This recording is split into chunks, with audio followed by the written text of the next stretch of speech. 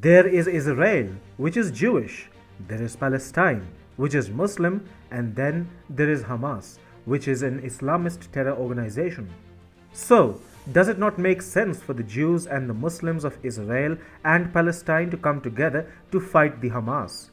Guess who's motivating them to do so? The Christians of Vatican. The Israel-Palestine conflict could be drawing to a close, or perhaps a final showdown. Here, Israel and the Palestinian Authority take on the Iran-backed Hamas and destroy it. The two-state solution which will emerge thereafter will be of scenic beauty. Let me tell you how. Hi and welcome to TFI Global, the foreign affairs and geopolitical analysis arm of the TFI Media Group.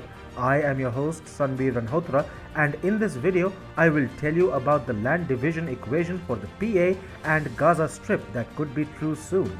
Let's begin.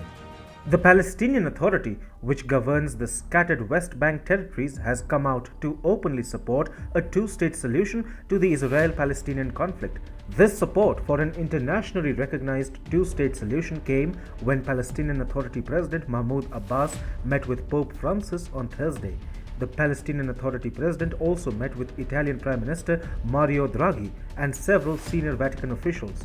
The broad consensus reached in the aftermath of all these meetings was that for lasting peace to be established in the Middle East between Israel and Palestine, a two-state solution must be immediately worked upon.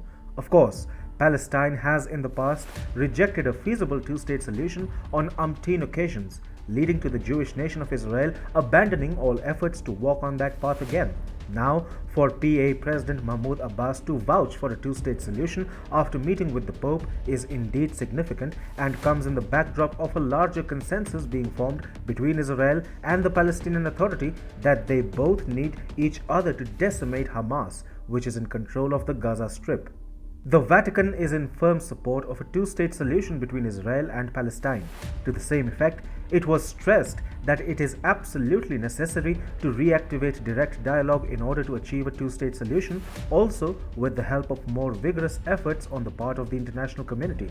It reiterated that Jerusalem must be recognized by all as a place of encounter and not of conflict, and that its status must preserve its identity and universal value as a holy city for all three Abrahamic religions. On their part, both Pope Francis and Mahmoud Abbas spoke about the urgency of working for peace, avoiding the use of weapons, and combating all forms of extremism and fundamentalism. So, the Vatican has subtly issued a statement against Palestinian terror organization Hamas, and supporting such a statement is the Fatah-led Palestinian Authority. In recent times, Hamas has grown very aggressive and desperate, of course, to inflict heavy casualties on Israel. Now, the important fact here is that Israel does not plan to live with Hamas or accept the organization as its natural neighbor. Contrarily, Israel plans to destroy Hamas using Palestinian help. We at TFI had earlier explained this strategy of Israel comprehensively. Now, it seems to be bearing fruits. Here's the deal.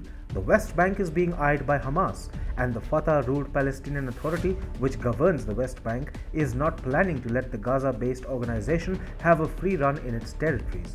So, Israel might just have an unnatural partner in the form of Fatah, which will perhaps in the future help Gaza become a part of Israel, while the West Bank is turned into a formal Palestinian state. This would kill Hamas and lead to Israel gaining control over Gaza. Meanwhile, Tel Aviv will also have an amiable partner in the form of Fatah ruling over the West Bank. Essentially, it's going to be a win-win situation for everyone except Hamas. A two-state solution at its very core must be a win-win situation for both Israel and the Palestinian Authority. So, given Mahmoud Abbas's recent statements and the meetings between Israeli cabinet ministers and Palestinian officials, the two sides may be working out a deal wherein the PA retains control over a consolidated West Bank while Israel gets authority to govern the Gaza Strip. For a Fatah-led PA, nothing could be better. Essentially, Israel helps it strengthen its position in the West Bank while it also obliterates its political rival Hamas in the Gaza Strip, rendering it powerless to effectuate any sentimental change within the West Bank. Meanwhile, Saudi Arabia is gearing up to recognize Israel and establish official bilateral ties with the Jewish nation. This will serve as yet another setback for Hamas and its sympathizers, a bulwark of whose approach has been the alienation and targeting of Israel internationally. A Jewish American delegation had recently discussed the normalization of ties with senior Saudi officials in Riyadh. The delegation, which was invited by the Saudi kingdom, consisted of some 20 Jewish American leaders. Interestingly, the delegation's visit to Saudi Arabia and UAE was backed by the Biden administration. According to the Middle East Monitor, the delegation's visit aimed to discuss Saudi Arabia joining the Abraham Accords. So, Israel and the Palestinian Authority are activating channels of settlement between them, while Hamas is slated to emerge as the sole loser in the aftermath of it all. While Israel will have the Gaza Strip, the PA will settle for the West Bank.